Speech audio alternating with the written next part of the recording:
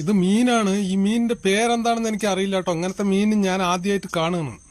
ഇതാ കണ്ടോ മീൻ, അതിന്റെ മീൻ മാർക്കറ്റ് സൂപ്പറാണ്. ഏത് മീൻ വേണമെങ്കിലും ഇഷ്ടമുള്ളത് സെലക്ട് ചെയ്തെടുക്കാം.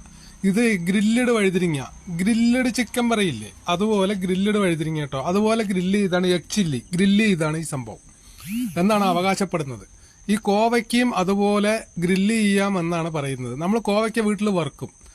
ഇത് ഈ മാങ്ങ പഴുത്ത ഭയങ്കര നല്ല മധുരമാണെന്നാണ് പറയുന്നത്. ഇപ്പോൾ ചായക്കുള്ള കടിയൊക്കെ മാറിയിട്ടോ. ബുൾസൈയും കുക്കുംബറും കട്ടൻ ചായയുമാണ്. ഈ പെന്ന് കൊണ്ട് നിങ്ങൾ എഴുതിയ ഓർമ്മയുണ്ടോ? എഴുതിയ ഓർമ്മയുള്ളവരൊന്ന് കമന്റ് ചെയ്യണം കേട്ടോ. അതുപോലെ ഇയാൾ അവകാശപ്പെടുന്നതെന്ന് വെച്ചാൽ ചാണകം മെഴുകിയ തറയും ഓലപ്പെരയിലും ജീവിച്ചവരുണ്ടോന്നാണ്.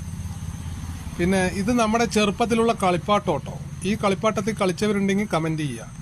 പിന്നെ രാത്രിക്കുള്ള ലഘുഭക്ഷണമാണ്. ഇതുപോലെ ലഘുഭക്ഷണം കഴിച്ചാൽ നല്ല ആരോഗ്യം ഉണ്ടാകുന്ന പറയുന്നത്. ഇതുപോലെ ലഘുഭക്ഷണം കഴിക്കണം കേട്ടോ.